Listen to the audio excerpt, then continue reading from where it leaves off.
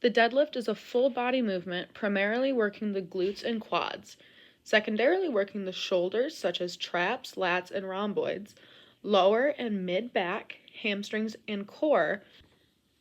There are two main variations in form, the first being conventional.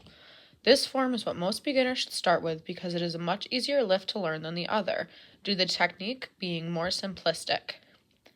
Stepping up to the loaded bar, position feet shoulder width apart and shins about 3 to 4 inches from the bar. In an RDL motion, slight bend in the knees, pushing hips back and lowering shoulders to grab the bar.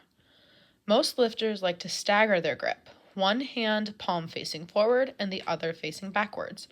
Hands should grip the bar just outside of their legs. Then sink the hips down to load momentum into the legs and drive the heels and toes into the floor as you stand up, careful to keep your back straight and engaging the lats, trying to bend the bar backwards. Using the tops of the thighs as a guide to drag the bar all the way up to the hips.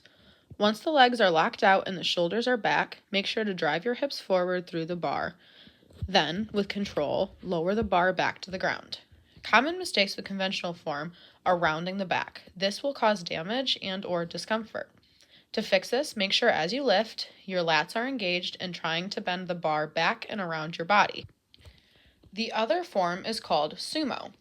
Feet are placed very wide apart. Hands are placed shoulder width apart on the bar, inside of your legs. With an RDL motion, hips and knees are angled as far out as possible.